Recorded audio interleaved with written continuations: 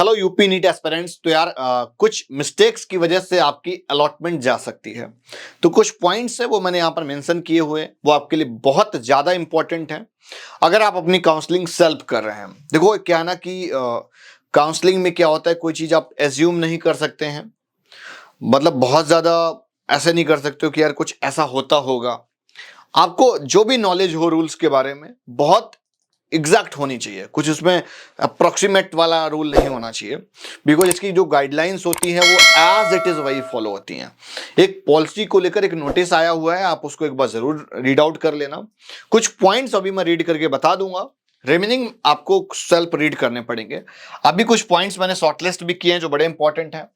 पहला पॉइंट भाई ये है कि सिक्योरिटी अमाउंट अगर किसी कैंडिडेट ने नहीं पे किया तो वो चॉइस फिलिंग में कंसीडर नहीं किया जाएगा।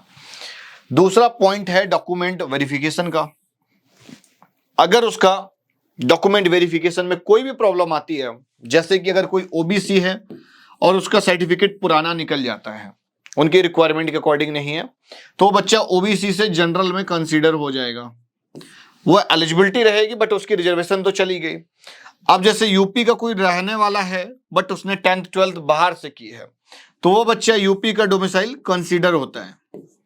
अगर किसी ने बाहर क्वालिफिकेशन की है और बच्चा यूपी का है, उसके पास डोमिसाइल है, तो यूपी का डोमिसाइल कंसीडर होता है। अगर उसके पास ये सर्टिफिकेट नहीं मिलता है या पुराना है, तो उस केस में बहुत बार ऐसा होता है रिजेक्ट होने के चांसेस बढ़ जाते हैं, तो आपका अलॉटमेंट फिर अपने आप कैंसिल हो जाएगा।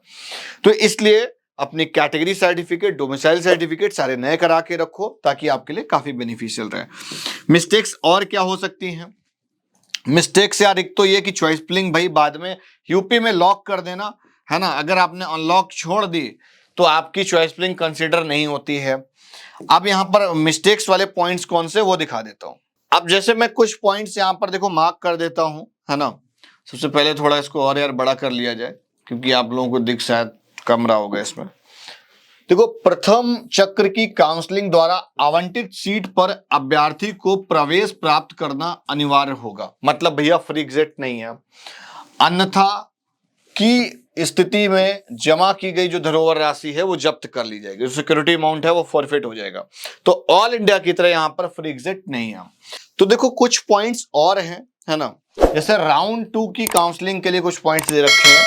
पहला पॉइंट यह है कि ऐसे अभ्यर्थी जिन्हें प्रथम राउंड में कोई भी अलॉटमेंट नहीं मिलती है, आवंटित ना हुई हो, एवं मतलब और प्रथम चक्र की काउंसलिंग में प्रवेशित अभ्यर्थी, मतलब जिसको अलॉटमेंट मिल गई हो वो भी और जिनको नहीं मिली हो वो भी, उनको काउंसलिंग में सेकंड राउंड में अगर मूव करना है तो उसके लिए उनको कोई भी सिक्योरिटी अमाउंट दोबारा से जमा करने की नीड नहीं होगी।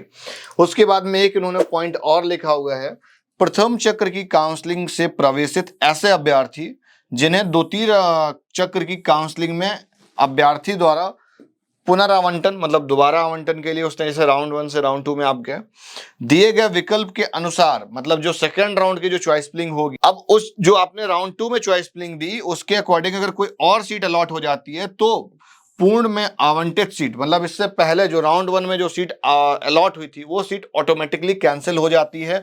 उसके लिए आप दोबारा से रिक्लेम नहीं कर सकते हो। अगर अलॉटमेंट हो जाती तो आपको वही वाली सीट मिलेगी, ठीक है। तो इस तरीके से बहुत सारी इसमें गाइडलाइंस हैं, वो आपको रीड करना मुझे लगता है कि बहुत ज़्यादा इंपॉर्टेंट है। मैं वैसे एक एक केस करके डाल दूंगा सबका मीनिंग बना के कुछ शॉर्ट्स के थ्रू, है ना। तो आप लोग उसको जरूर देखिएगा, है ना। वीडियो आज की यहीं तक, और ये मैं पीडीएफ अलग से दे दूंगा अपने ऐप पे, तो जाकर आप इसको डाउनलोड कर लें। अगर आप यूपी नीट की काउंसलिंग में कोई भी हेल्प चाह रहे हैं हमारे करियर की साइट से, तो हमारी टीम की जरूर हेल्प लें।